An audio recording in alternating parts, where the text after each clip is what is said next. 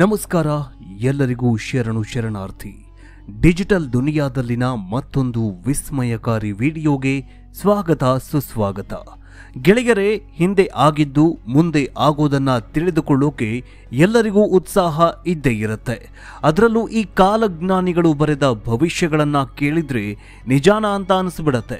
ಈಗ ಸೋಷಿಯಲ್ ಮೀಡಿಯಾದಲ್ಲಿ ಅಚ್ಯುತಾನಂದ ದಾಸ್ ಮಹಾರಾಜರು ಬರೆದ ಹಳೆ ಓಡಿಯಾ ಭಾಷೆಯಲ್ಲಿ ಬರೆದ ಭವಿಷ್ಯ ಈಗ ವೈರಲ್ ಆಗ್ತಾ ಇದೆ. ತಮ್ಮ ಭವಿಷ್ಯ ಮಾಲಿಕ ಎಂಬ ಪುಸ್ತಕದಲ್ಲಿ ಬರೆದಿದ್ದ ರಾಮ ಮಂದಿರದ ಭವಿಷ್ಯ ಇಂದು ನಿಜವಾಗ್ತಾ ಇದ್ದಂತೆ ಅಚ್ಯುತಾನಂದ ಕಾಲಜ್ಞಾನ ಇಂದು ಮತ್ತೆ ಸುದ್ದಿ ಮಾಡ್ತಾ ಇದೆ. ಕಲಿಯುಗ ಅಂತ್ಯಕ್ಕೂ ಮುನ್ನ ಸಾವಿನ ಸುನಾಮಿ ಏಳತ್ತೆ. ಆದರೆ ಅದಕ್ಕಿಂತ ಮುಂಚೆ 2024ರಿಂದ 2030ರವರೆಗೆ ಭಾರತಕ್ಕೆ ಅತಿದೊಡ್ಡ ಕಂಟಕ ಎದುರಾಗತ್ತೆ. ನಂತರ 2030ಕ್ಕೆ ಮೂರನೇ ಮಹಾಯುದ್ಧ ಶುರುವಾಗತ್ತೆ. ಚೀನಾ ಸೇರಿದಂತೆ ಎಲ್ಲಾ ಮುಸ್ಲಿಂ ರಾಷ್ಟ್ರಗಳು ಒಟ್ಟಾಗಿ ಸೇರಿಕೊಂಡು ಭಾರತದ ಮೇಲೆ ಯುದ್ಧ ಸಾರತ್ತೆ. ಆ ಯುದ್ಧ 6 ವರ್ಷ 6 ತಿಂಗಳು ಯುದ್ಧ ನಡೆಯತ್ತಂತೆ. ಈ ಯುದ್ಧದ ಸಾರಥ್ಯವನ್ನ ಒಬ್ಬ ಬಾಬಾ ಮತ್ತು ಬ್ರಹ್ಮಚಾರಿ ನಡೆಸ್ಕೊಡ್ತಾರಂತೆ. ಮೂರನೇ ಮಹಾಯುದ್ಧದ ಮುಂದಾಳತ್ವ ಭಾರತ ವಹಿಸತ್ತೆ. ಈ ಯುದ್ಧವನ್ನ ತಡೆಯಲು ಚಿರಂಜೀವಿಗಳಾದ ಆಂಜನೇಯ, ವೇದವ್ಯಾಸ, ಅಶ್ವತ್ಥಾಮ ಈ ಯುದ್ಧದಲ್ಲಿ ಪಾಲ್ಗೊಳ್ತಾರೆ. ಈ ಯುದ್ಧದಲ್ಲಿ ಭಾರತವೇ ಗೆಲ್ಲತ್ತೆ. ಇಡೀ ವಿಶ್ವ ಮತ್ತೆ ಹಿಂದೂ ಸಾಮ್ರಾಜ್ಯವಾಗತ್ತೆ ಅಂತ ಅಚ್ಯುತಾನಂದ ಸ್ವಾಮೀಜಿಗಳು ಭವಿಷ್ಯವನ್ನ ಬರೆದಿದ್ದಾರೆ. ಅದರಂತೆ ಇಂದು ಕೊರೋನಾ ಬಂದು ಜನ ಸಾಯ್ತಾ ಇದ್ದಾರೆ. ರಾಮ ಮಂದಿರ ನಿರ್ಮಾಣವಾಗಿದೆ. ವಿಶ್ವವೇ ರಾಮಜಪ ಮಾಡ್ತಾ ಇದೆ. ಇತ್ತ ಚೀನಾ ಭಾರತದ ವಿರುದ್ಧ ಕಾಲ್ಕೆರೆದು ಜಗಳಕ್ಕೆ ಬರ್ತಾ ಇದೆ. ಹಾಗಾದ್ರೆ ಬನ್ನಿ, ಅಚ್ಯುತಾನಂದ ಸ್ವಾಮೀಜಿಗಳು ಬರೆದಿಟ್ಟ ಭವಿಷ್ಯವನ್ನ ವಿವರವಾಗಿ ನೋಡ್ಕೊಂಡು ಬರೋಣ. ಹಿಂದೂ ಸಾಮ್ರಾಜ್ಯ ಆಗ್ಬೇಕು ಅನ್ನೋರು ಜೈ ಹಿಂದೂಸ್ತಾನ್ ಎಂದು ಕಮೆಂಟ್ ಮಾಡಿ. ಮೋದಿ ಆಡಳಿತ ಹೇಗಿದೆ ಅನ್ನೋದರ ಬಗ್ಗೆಯೂ ಕೂಡ ತಪ್ಪದೆ ಕಮೆಂಟ್ ಮೂಲಕ ತಿಳಿಸಿ. ವಿಡಿಯೋ ತುಂಬಾ ಇಂಟ್ರೆಸ್ಟಿಂಗ್ ಆಗಿದೆ. ಈ ವಿಷಯವನ್ನ ತುಂಬಾ ಕಷ್ಟಪಟ್ಟು ರಿಸರ್ಚ್ ಮಾಡಿ ಬರೆದಿದ್ದೀವಿ. ಇಂಥ ಅವಿಸ್ಮರಣೀಯ ವಿಷಯಗಳು ಮತ್ತೆಲ್ಲೂ ಸಿಗೋದಿಲ್ಲ. ಅದಕ್ಕಾಗಿ ಬೇಗನೆ ನಮ್ಮ ಯೂಟ್ಯೂಬ್ ಚಾನಲ್ ಅನ್ನ ಸಬ್ಸ್ಕ್ರೈಬ್ ಮಾಡ್ಕೊಳ್ಳಿ, ಒಂದು ಲೈಕ್ ಕೊಡಿ, ಜೊತೆಗೆ ಶೇರ್ ಮಾಡಿ. ನಿಮ್ಮ ಒಂದು ಲೈಕ್ ನಮಗೆ ಆ ಪರಶಿವನ ಆಶೀರ್ವಾದ ಇದ್ದ ಹಾಗೆ. ಕಲಿಯುಗ ಯಾವಾಗ ಅಂತ್ಯವಾಗತ್ತೆ ಅನ್ನೋ ಪ್ರಶ್ನೆ ಎಲ್ಲರನ್ನ ಕಾಡ್ತಾ ಇರುತ್ತೆ. ಸತ್ಯಯುಗ 18 ಲಕ್ಷ ವರ್ಷ, ತ್ರೇತಾಯುಗ 12 ಲಕ್ಷ ವರ್ಷ, ದ್ವಾಪರ ಯುಗ 8 ಲಕ್ಷ ವರ್ಷ, ಕಲಿಯುಗ ಬರೀ 4 ಲಕ್ಷ ವರ್ಷ. ಬರ್ತಾ ಬರ್ತಾ ಈ ಯುಗಗಳ ವರ್ಷ ಕಮ್ಮಿಯಾಗ್ತಾ ಬಂದಿದೆ. ಕಲಿಯುಗದ ಆಯಸ್ಸು ಬರೀ 4 ಲಕ್ಷ ವರ್ಷ. ಈ ಕಲಿಯುಗ ಭರ್ತಿ 4 ವರ್ಷ ಪೂರ್ಣ ಮಾಡುತ್ತಾ ಅಥವಾ ಮಧ್ಯದಲ್ಲೇ ಅಂತ್ಯವಾಗುತ್ತಾ? ಇನ್ನುಳಿದ ವರ್ಷಗಳಲ್ಲಿ ಏನೆಲ್ಲ ಘಟನೆಗಳು ಘಟಿಸುತ್ತೆ? ಸತ್ಯಯುಗ ಯಾವಾಗ ಆರಂಭವಾಗತ್ತೆ? ನಾವು ಸತ್ಯಯುಗ ನೋಡಬಹುದಾ? ಹೇಗಿರುತ್ತೆ ಸತ್ಯಯುಗ ಅನ್ನೋ ಆಗಾಗ ನಮ್ಮ ತಲೆಯಲ್ಲಿ ಇಂತಹ ಪ್ರಶ್ನೆಗಳು ಮೂಡ್ತಾ ಇರುತ್ತೆ. ಕಲಿಯುಗ ಅಂತ್ಯ ಈಗ ಶುರುವಾಗಿದೆ. ಅದೇಗಂತ ಹೇಳ್ತೀವಿ ಕೇಳಿ. ಅದ್ಯಾರೋ ಬಿಗ್ ಬಾಸ್ ನೋಡಿ ವಾರದ ಕೊನೆಗೆ ತಮಗೆ ಒಳ್ಳೆಯದು ಅನಿಸಿದ ವ್ಯಕ್ತಿಗೆ ವೋಟ್ ಮಾಡಿ ಗೆಲ್ಲಿಸೋದು. ಅದೇ ಕೆಲಸವನ್ನ ನಮ್ಮ ಚುನಾವಣೆಯಲ್ಲಿ ಮಾಡಿದಿದ್ರೆ ನಾವು ಎಲ್ಲೋ ಇರ್ತಿದ್ವಿ.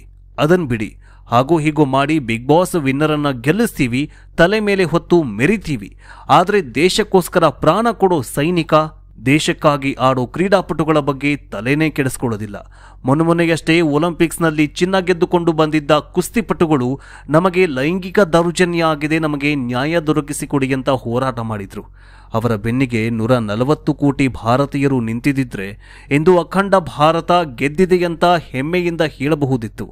ಆದರೆ ಇದು ಕಲಿಯುಗ ಅಲ್ವಾ ರೀ?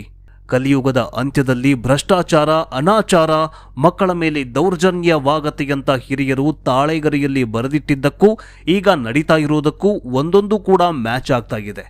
ಹಾಗಾದ್ರೆ ಒಡಿಶಾದ 18ನೇ ಶತಮಾನದಲ್ಲಿದ್ದ ಮಹಾನ್ ಅಚ್ಯುತಾನಂದ ಬಾಬಾ ಬರೆದ ಕಾಲಜ್ಞಾನದಲ್ಲಿ 2024 ಮತ್ತು 2025 ವರ್ಷ ಹೇಗಿರುತ್ತೆ? ಹಿಂದೂಗಳಾದ ನಾವು ಏನ್ ತಪ್ಪು ಮಾಡ್ತಾ ಇದ್ದೀವಿ ಅನ್ನೋದನ್ನು ಕೂಡ ವಿವರಿಸಿದ್ದಾರೆ. ಹಾಗಾದ್ರೆ ಈ ಕಲಿಯುಗದಲ್ಲಿ ನೀವು ಏನ್ ತಪ್ಪು ಮಾಡ್ತಾ ಇದ್ದೀವಿ? ಹಿರಿಯರು ಬರೆದಿಟ್ಟ ತಾಳೆಗರೆ ಭವಿಷ್ಯವನ್ನ ಒಂದೊಂದಾಗಿ ನಿಮ್ಮ ಮುಂದೆ ಇಡ್ತಾ ಹೋಗ್ತೀವಿ. ಯಾವತ್ತೂ ಕೂಡ ನೀವು ಮಾಡುವಂತಹ ಪುಣ್ಯದ ಕೆಲಸಗಳು ಕೊನೆಯವರೆಗೂ ಅವೇ ನಿಮ್ಮನ್ನ ಉಳಿಸತ್ತೆ. ನಮ್ಮ ಶಿವನ ಆಜ್ಞೆಯಿಲ್ಲದೆ ಒಂದು ಹುಲ್ಲು ಕಡ್ಡಿಯೂ ಅಲ್ಲಾಡೋದಕ್ಕೆ ಆಗಲ್ಲ. ಅದರಂತೆ ಈ ಭೂಮಿಯ ಮೇಲೆ ಒಟ್ಟು ಸತ್ಯಯುಗ, ತ್ರೇತಾಯುಗ, ದ್ವಾಪರ ಯುಗ ಅಂತ್ಯಗೊಂಡಿದೆ. ಈಗ ಚಾಲ್ತಿಯಲ್ಲಿರೋದು ಕಲಿಯುಗ, ಅಂದ್ರೆ ಕಲ್ಕಿಯುಗ. ಸತ್ಯಯುಗದಲ್ಲಿ ಧರ್ಮ 4 ಕಾಲುಗಳ ಮೇಲೆ ನಿಂತಿತ್ತು. ಮತ್ಸ್ಯ, ಹಯರ್ಗಿವ, ಕುರ್ಮ ಮತ್ತು ನರಸಿಂಹ ಅವತಾರಗಳು.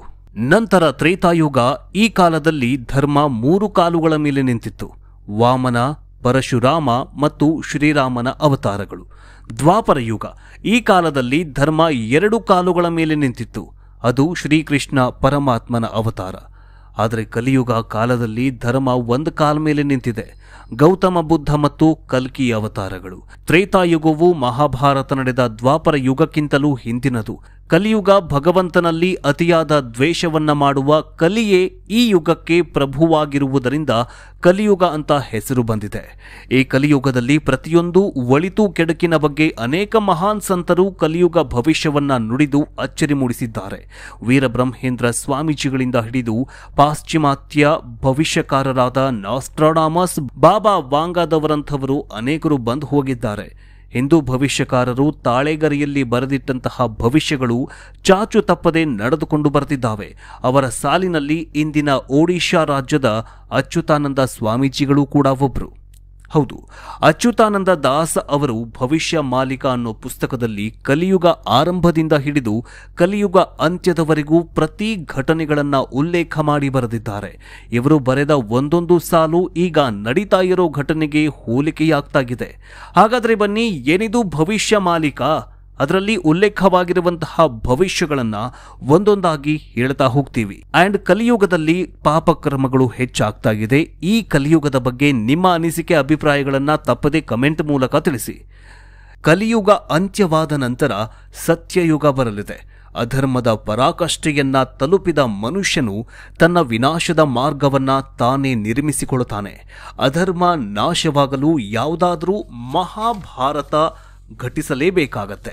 ಪರಿವರ್ತನೆಯಾಗುವ ಮೊದಲ ಸಂಧಿಕಾಲ ಬರುತ್ತೆ ಮತ್ತು ಈ ಸಂಧಿಕಾಲದಲ್ಲಿ ಈಶ್ವರನು ಅವತಾರ ತಾಳಿ ಪಾಪ ಮತ್ತು ಅಧರ್ಮವನ್ನ ನಾಶ ಮಾಡ್ತಾನೆ. ಮುಂಬರುವ ಭೀಕರ ಕಾಲ ಮತ್ತು ಅಧರ್ಮ ನಾಶದ ನಂತರ ಆಗುವ ಸನಾತನ ಧರ್ಮದ ಪುನರ್ಸ್ಥಾಪನೆಯ ಬಗ್ಗೆ ಅಚ್ಯುತಾನಂದ ದಾಸ ತಮ್ಮ ತಾಳೆಗರಿಯಲ್ಲಿ ಬರೆದಿಟ್ಟಿದ್ದಾರೆ. ಸುಮಾರು 500 ವರ್ಷಗಳ ಹಿಂದೆ ಅಂದರೆ 16ರಿಂದ 18ನೇ ಶತಮಾನದಲ್ಲಿ ಒಡಿಶಾದಲ್ಲಿ 5 ಮಹಾನ್ ಸಂತರು ಇದ್ರು. ಸಂತ ಅಚ್ಯುತಾನಂದ ದಾಸ, ಸಂತ ಅನಂತದಾಸ, ಸಂತ ಜಸೋಬಂತ ದಾಸ, ಸಂತ ಜಗನ್ನಾಥ ದಾಸ ಹಾಗೂ ಸಂತ ಬಲರಾಮ್ ದಾಸ. ಇವರೆಲ್ಲರನ್ನ ಪಂಚಶಖ ಅಂತ ಕರೀತಾಗಿದ್ರು. ಈ 5ರು ವೈಷ್ಣವ ಸಂಪ್ರದಾಯವನ್ನ ಪಠನೆ ಮಾಡ್ತಾಗಿದ್ರು. ಅಲ್ಲದೆ ಇವರಲ್ಲಿ ಅಚ್ಯುತಾನಂದ ದಾಸ ಅವರು ಭೂತಕಾಲ, ವರ್ತಮಾನ ಕಾಲ ಮತ್ತು ಭವಿಷ್ಯತ್ ಕಾಲವನ್ನ ಗ್ರಹಿಸುವ ಶಕ್ತಿಯನ್ನ ಹೊಂದಿದ್ರು. ಇವರ ಈ ಶಕ್ತಿಯಿಂದ ಭವಿಷ್ಯ ಮಾಲಿಕ ಪುಸ್ತಕವನ್ನ ಬರೆದಿದ್ದಾರೆ. ಮೊದಲು ಈ ಕಲಿಯುಗ ಹೇಗೆ ಅಂತ್ಯವಾಗತ್ತೆ, 3ನೇ ಮಹಾಯುದ್ಧದಿಂದ ಘನಘೋರ ದಿನಗಳು ಬರುತ್ತೆ, ಕಲ್ಕಿ ಅವತಾರದಲ್ಲಿ ವಿಷ್ಣು ಕಲಿಯುಗ ಅಂತ್ಯಗೊಳಿಸ್ತಾನೆ, ನಂತರ ಸತ್ಯ ಯುಗ ಆರಂಭವಾಗತ್ತೆ, 2030ರ ತನಕ ಇಡೀ ವಿಶ್ವದಲ್ಲಿ ಹಿಂದೂ ಸಾಮ್ರಾಜ್ಯ ಸ್ಥಾಪನೆಯಾಗತ್ತೆ ಅಂತ ಇವರು ಬರೆದಿಟ್ಟಿದ್ದಾರೆ. ಹಾಗಾದ್ರೆ ವಿಶ್ವ ಮತ್ತೊಮ್ಮೆ ಹಿಂದೂ ಸಾಮ್ರಾಜ್ಯವಾಗತ್ತಾ? ಕಮೆಂಟ್ ಮೂಲಕ ತಿಳಿಸಿ. ಹಾಗಾದ್ರೆ ಇವರು ಬರೆದಂತಹ ಮೊಟ್ಟ ಮೊದಲ ಭವಿಷ್ಯ ಏನು ಅಂತ ನೋಡ್ತಾ ಹೋಗೋದಾದ್ರೆ, 13 ಮುಸ್ಲಿಂ ರಾಷ್ಟ್ರಗಳೊಂದಿಗೆ ಭಾರತದ ವಿರುದ್ಧ ಚೀನಾ ಯುದ್ಧ ಸಾರತ್ತೆ. ಈಗಾಗಲೇ ಭಾರತವನ್ನ ನಡೆಸ್ತಾ ಇರೋ ಮೋದಿಯವರು ಪವರ್ಫುಲ್ ರಾಷ್ಟ್ರಗಳನ್ನ ತಮ್ಮತ್ತ ಸೆಳೆದಿದ್ದಾರೆ.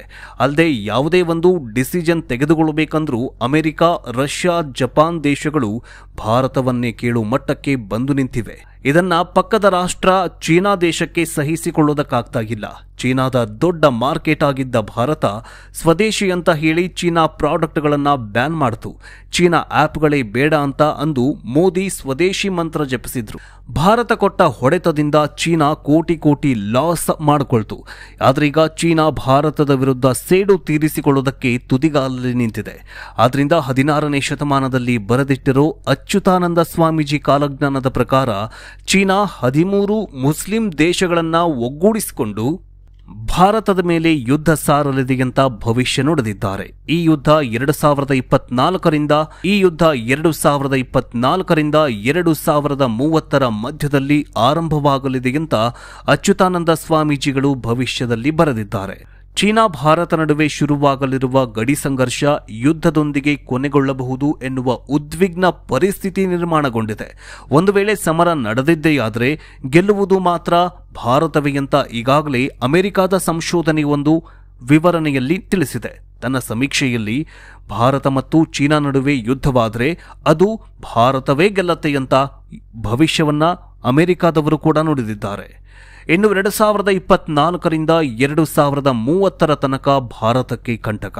ಹೌದು, ಜ್ಯೋತಿಷಾಸ್ತ್ರದ ಪ್ರಕಾರ 2024ರಿಂದ 2030ಕ್ಕೆ ಭಾರತಕ್ಕೆ ಕಂಟಕ, ಗಂಡಾಂತರ ತಪ್ಪಿದ್ದಲ್ಲ ಅಂತ ಹೇಳಲಾಗುತ್ತೆ. ಮುಂಬರುವ ವರ್ಷಗಳಲ್ಲಿ ಭಾರತದ ಮೇಲೆ ಯುದ್ಧ, ಬರಗಾಲ, ಭೂಕಂಪ ಮತ್ತು ಬೆಂಕಿ ಮಳೆ ಬೀಳಲಿದೆ ಅಂತ ಭವಿಷ್ಯದಲ್ಲಿ ಹೇಳಲಾಗಿದೆ. ಇದೆಲ್ಲದಕ್ಕೂ ಕಾರಣ 2025ಕ್ಕೆ ಶನಿಯು ಮೀನರಾಶಿಗೆ ಪ್ರವೇಶ ಮಾಡೋದ್ರಿಂದ ಭಾರತಕ್ಕೆ ಭಾರೀ ಗಂಡಾಂತರ ಅಂತ ಉಲ್ಲೇಖ ಮಾಡಲಾಗಿದೆ. ಮೂರನೇ ಮಹಾಯುದ್ಧ 6 ವರ್ಷ 6 ತಿಂಗಳು. ನಮ್ಮ ಹಿಂದೂ ಸಂಪ್ರದಾಯದ ಪ್ರಕಾರ ಶಿವನ ಆಜ್ಞೆಯಿಲ್ಲದೆ ಭೂಮಿಗೆ ಮೇಲಿನ ಒಂದು ಕಡ್ಡಿಯೂ ಕೂಡ ಅಲ್ಲಾಡುವುದಿಲ್ಲ ಅಂತ ಅಂತಾರೆ. ಅದರಂತೆ ಈಗಾಗಲೇ 3 ಯುಗಗಳು ಅಂತ್ಯವಾಗಿವೆ, ಅದು ಘನಘೋರ ಯುದ್ಧಗಳಿಂದ. ಪ್ರಸ್ತುತ ಕಲಿಯುಗ ಶುರುವಾಗಿದೆ. ಆದರೆ ಈ ಕಲಿಯುಗದಲ್ಲಿ ಘನಘೋರ ಯುದ್ಧ ನಡೆಯಲಿದೆಯಂತೆ. ಈಗಾಗಲೇ 2 ಮಹಾಯುದ್ಧಗಳು ಸಂಭವಿಸಿದ್ದು, ಈಗ 3ನೇ ಮಹಾಯುದ್ಧ ಸಮೀಪದಲ್ಲಿದೆಯಂತ ಹೇಳಲಾಗ್ತಿದೆ. ಕಾರಣ, ಅಚ್ಯುತಾನಂದ ಸ್ವಾಮೀಜಿಗಳು ಬರೆದಿರೋ ಕಾಲಜ್ಞಾನ ಭವಿಷ್ಯದಲ್ಲಿ 3ನೇ ಮಹಾಯುದ್ಧವು ಬರೋಬ್ಬರಿ 6 ವರ್ಷ 6 ತಿಂಗಳು ನಡೆಯಲಿದೆಯಂತೆ. ಈ ಯುದ್ಧದಲ್ಲಿ ಭಾರತವು ಕೂಡ ಎಂಟ್ರಿ ಕೊಡಲಿದೆಯಂತೆ. ಈ 3ನೇ ವಿಶ್ವ ಯುದ್ಧದಲ್ಲಿ ಭಾರತವೇ ಗೆದ್ದು ಇಡೀ ವಿಶ್ವವನ್ನ ಆಳಲಿದೆ ಅಂತ ಅಚ್ಯುತಾನಂದ ದಾಸ ಅವರು ತಮ್ಮ ಭವಿಷ್ಯ ಮಾಲಿಕೆಯಲ್ಲಿ ಭವಿಷ್ಯ ಬರೆದಿದ್ದಾರೆ. ಈ 3ನೇ ಮಹಾಯುದ್ಧ ಯಾವಾಗ ಶುರುವಾಗುತ್ತೆ ಎನ್ನುವುದನ್ನು ಕೂಡ ಬರೆದಿದ್ದಾರೆ. ಹಾಗಾದರೆ ಅದನ್ನ ತಿಳಿದುಕೊಳ್ಳೋದಕ್ಕಿಂತ ಮೊದಲು ನಮ್ಮ ವಿಡಿಯೋಗೆ ಒಂದು ಲೈಕ್ ಮಾಡಿ. ಲೈಕ್ ಮಾಡಿದ್ರೆ 3ನೇ ಮಹಾಯುದ್ಧ ಯಾವಾಗ ನಡೆಯುತ್ತೆ ಅನ್ನೋದನ್ನ ಹೇಳ್ತೀವಿ. 2025ರಿಂದ 2030 ಒಳಗೆ ಈ 3ನೇ ಮಹಾಯುದ್ಧ ನಡೆಯಲಿದೆ ಅಂತ ಹೇಳಲಾಗಿದೆ. ಈ ಯುದ್ಧವು ಶುರುವಾಗಿ 6 ವರ್ಷಗಳ ಕಾಲ ನಡೆದು ಹೋಗಲಿದೆಯಂತೆ. ಈ ಯುದ್ಧದಲ್ಲಿ ಭಾರತ ಗೆದ್ದು ವಿಶ್ವಗುರುವಾಗಲಿದೆಯಂತೆ. ಈ 3ನೇ ಮಹಾಯುದ್ಧದಲ್ಲಿ ಭಾರತದಿಂದ ಒಬ್ಬ ಕೇಸರಿ ತೊಟ್ಟ ಬಾಬಾ ಮತ್ತು ಒಬ್ಬ ಬ್ರಹ್ಮಚಾರಿ ಭಾಗಿಯಾಗಿ ಯುದ್ಧವನ್ನ ಕೊನೆಗೊಳಿಸಲಿದ್ದಾರೆ ಎನ್ನುವುದನ್ನ ಬರೆದಿದ್ದಾರೆ. ಹಾಗಾದ್ರೆ ಆ ಇಬ್ಬರು ವ್ಯಕ್ತಿಗಳು ಯಾರೆಂದು ನೀವು ಕಮೆಂಟ್ ಮೂಲಕ ತಿಳಿಸಿ. ಇನ್ನು 2024, 2030 ಭಾರತದ ಮೇಲೆ ಬೆಂಕಿ ಮಳೆ. ಈಗಾಗಲೇ ಹೇಳಿದಂತೆ 3ನೇ ಮಹಾಯುದ್ಧ ಆರಂಭವಾದರೆ ಭಾರತವನ್ನ ಚೀನಾ ಸೇರಿದಂತೆ 13 ಮುಸ್ಲಿಂ ರಾಷ್ಟ್ರಗಳು ಟಾರ್ಗೆಟ್ ಮಾಡಲಿವೆ. ಈ ಯುದ್ಧದಲ್ಲಿ ಭಾರತದ ಮೇಲೆ ಮಿಸೈಲ್, ಬಾಂಬ್ ದಾಳಿ, ಪರಮಾಣು ಅಟ್ಯಾಕ್ ಆಗುವ ಸಾಧ್ಯತೆ ಇದೆ ಅಂತ ಅಚ್ಯುತಾನಂದ ಬ್ರಹ್ಮಲಿಪಿಯಲ್ಲಿ ಬರೆದಿದ್ದಾರೆ. ಇನ್ನು 3ನೇ ಮಹಾಯುದ್ಧದ ನಂತರ ಕಲ್ಕಿ ಜನನ. ಭಗವಾನ್ ವಿಷ್ಣುವಿನ ಈ ಅವತಾರವು 64 ಕಲೆಗಳಿಂದ ತುಂಬಿರುತ್ತೆ ಮತ್ತು ಭೂಲೋಕದಲ್ಲಿ ಪಾಪಗಳೇ ತುಂಬಿದಾಗ ಅವನು ಜನರ ಹೃದಯದಲ್ಲಿ ಭಕ್ತಿಯನ್ನ ಜಾಗೃತಿಗೊಳಿಸ್ತಾನೆ. ಜನರು ಅವನಿಗೆ ವಿಧೇಯಕರಾಗುತ್ತಾರೆ ಮತ್ತು ಸದಾಚಾರದ ಮಾರ್ಗ ಮತ್ತು ಶುದ್ಧತೆಯ ಯುಗವನ್ನ ಅನುಸರಿಸಲು ಪ್ರಾರಂಭಿಸುತ್ತಾರೆ. ಕಲ್ಕಿ ಪುರಾಣವು ಕಲ್ಕಿಯ ಅವತಾರದ ಬಗ್ಗೆ ವಿವರವಾಗಿ ವಿವರಿಸಲಾಗಿದೆ. ಇದು ಭಗವಾನ್ ವಿಷ್ಣುವಿನ ಅನೇಕ ಅವತಾರಗಳು ಅಂತ ಮದ್ಭಗವತ್ ಪುರಾಣಗಳಲ್ಲಿ ಹೇಳಲಾಗಿದೆ. ಭಾಗವತನ 12ನೇ ವಿಭಾಗದ 2ನೇ ಅಧ್ಯಾಯದಲ್ಲಿ ಕಲ್ಕಿ ಭಗವಂತನ ಅವತಾರದ ಕಥೆಯನ್ನ ವಿವರವಾಗಿ ಹೇಳಲಾಗಿದೆ. ಪುರಾಣಗಳ ಪ್ರಕಾರ ಕಲ್ಕಿ ಅವತಾರವು ಉತ್ತರ ಪ್ರದೇಶದ ಮುರಾದಾಬಾದ್ ಬಳಿ ಇರುವ ಶಂಬಲ್ ಗ್ರಾಮದಲ್ಲಿ ಇರುತ್ತೆ. ಇವನ ಎಲ್ಲ ಸಹೋದರರು ದೇವರುಗಳ ಅವತಾರಗಳಾಗಿರುತ್ತಾರೆ. ಅವರು ಧರ್ಮವನ್ನ ಪುನಃ ಸ್ಥಾಪಿಸಲು ಸಹಾಯ ಮಾಡ್ತಾರೆ. ಕಲ್ಕಿಯ ತಂದೆ ಕಲಿಯುಗದಲ್ಲಿ ವಿಷ್ಣುವಿನ ಪರಮ ಭಕ್ತನಾಗಿರ್ತಾನೆ. ವೇದ ಮತ್ತು ಪುರಾಣಗಳ ಸಂಪೂರ್ಣ ಜ್ಞಾನವನ್ನ ಹೊಂದಿರುತ್ತಾನೆ. ಅವನ ತಂದೆಯ ಹೆಸರು ವಿಷ್ಣುಯತ್ ಮತ್ತು ತಾಯಿಯ ಹೆಸರು ಸುಮತಿ ಅಂತ ಹೇಳಲಾಗಿದೆ. ಭಗವಾನ್ ರಾಮನ ಅವತಾರದಂತೆ ಕಲ್ಕಿ ದೇವರು ಸೇರಿದಂತೆ 4 ಸಹೋದರರು ಇರ್ತಾರೆ. ಅವರ ಹೆಸರು ಸುಮಂತ, ಪ್ರಜ್ಞಾ ಮತ್ತು ಕವಿ. ಯಜ್ಞವೆಲ್ಲಕನು ಕಲ್ಕಿ ದೇವರ ಪೂಜಾರಿ ಮತ್ತು ಪರಶುರಾಮನು ಆತನ ಗುರು. ಪರಶುರಾಮ ವಿಷ್ಣುವಿನ ಅವತಾರವೆಂದು ನಂಬಲಾಗಿದೆ. ಇವರು ಅಮರತ್ವವನ್ನ ಹೊಂದಿದ್ದಾರೆ. ಪರಶುರಾಮ ಸೂಚನೆಯಂತೆ ಕಲ್ಕಿ ಶಿವನಿಗೆ ತಪಸ್ಸು ಮಾಡಿ ದೈವಿಕ ಶಕ್ತಿಯನ್ನ ಪಡೆದಿದ್ದಾನೆ. ಹೀಗೆ ಅಚ್ಯುತಾನಂದ ಅವರು ತಮ್ಮ ಭವಿಷ್ಯ ಮಾಲಿಕೆ ಪುಸ್ತಕದಲ್ಲಿ ಕಲಿಯುಗ ಅಂತ್ಯದ ಕಾಲಜ್ಞಾನವನ್ನ ಬ್ರಹ್ಮ ಲಿಪಿಯಲ್ಲಿ ಬರೆದಿದ್ದಾರೆ. ಇವರು ಬರೆದಂತಹ ಸಾಲುಗಳು ಈಗ ವೈರಲ್ ಆಗ್ತಾ ಇದೆ. ಅಂಡ್ ಮತ್ತೊಂದು ವಿಚಾರ ಏನಂತಂದ್ರೆ, ಮಹಾಭಾರತದಲ್ಲಿ ಒಂದು ಮಾತನ್ನ ಹೇಳ್ತಾನೆ. ತಾನು ಮಡಿದ ನಂತರ ಅಂದ್ರೆ ತನ್ನ ಕೃಷ್ಣನ ಅಂತ್ಯವಾದ ನಂತರ 5000 ವರ್ಷಗಳ ನಂತರ ಸತ್ಯಯುಗ ಆರಂಭವಾಗತ್ತೆ ಅಂತ ಹೇಳಲಾಗಿದೆ. ಅಂದ್ರೆ ಈಗಾಗಲೇ ಕಲಿಯುಗ ಆರಂಭವಾಗಿ 5000 ವರ್ಷಗಳು ಪೂರ್ಣಗೊಂಡಿದೆ.